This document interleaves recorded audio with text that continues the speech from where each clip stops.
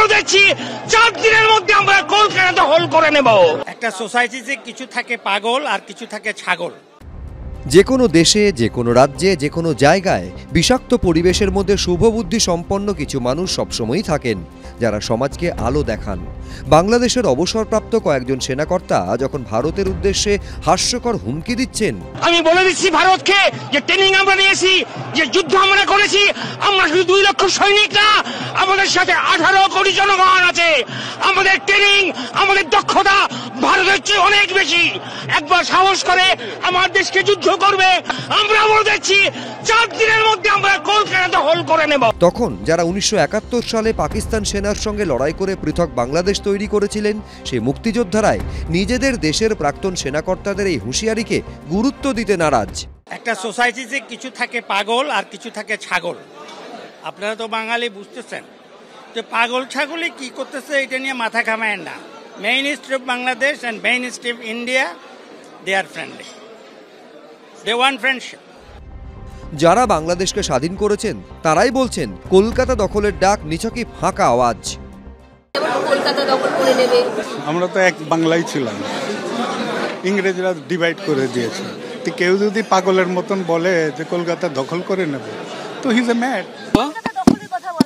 এগুলি বোগাস, এগুলি বোগাস। কেউ কেউ চিটাগং দখলের কথা বলেছে। I don't believe that somebody has said that. Bijoy Dibosh উপলক্ষে ভারতে অতিথি হিসেবে আগত মুক্তিযোদ্ধাদের মঙ্গলবার রাজভবনে আমন্ত্রণ জানান সিভি আনন্দ বোস। সপরিবারে রাজভবনে যান তারা। সেখানেই উঠে আসে 71-এর মুক্তিযুদ্ধের কথা।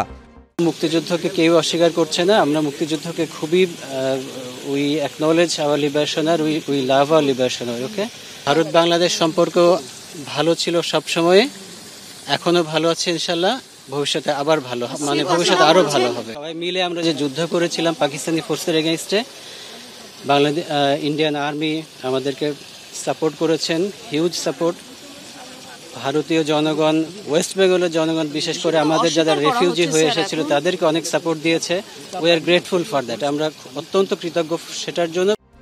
মুক্তিযোদ্ধাদের সম্মানে আয়োজিত অনুষ্ঠানে ভারত বাংলাদেশ মৈত্রীর বার্তা দেন রাজ্যপাল।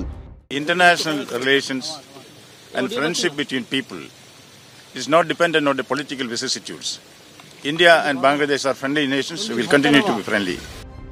গঙ্গা আমার মা, পদ্মা আমার মা, এ তো নারীর টান। কোনো কট্টরপন্থী তা ছিন্ন করতে পারবে না। রুমা পালের রিপোর্ট, এবিপি আনন্দ, কলকাতা।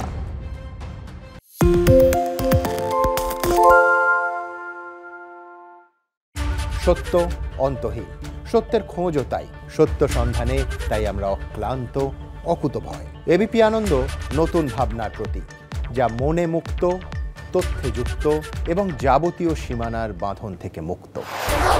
সীমা না শব্দটির মধ্যেই লুকিয়ে আছে মানা শব্দটি, যেন চোখ রাঙানি এক অদৃশ্য বেড়াজাল, যা আটকে রাখে আমাদের এক ছোট্ট গণ্ডির মধ্যে। একমাত্র সঠিক খবরই গড়ে তুলবে এক মুক্ত সমাজ। সেই জগৎ গড়ার লক্ষ্যে কোনো সীমানার ঠুকুটি আমরা মানব না। এবিপি আনন্দ এগিয়ে থাকে, এগিয়ে রাখে।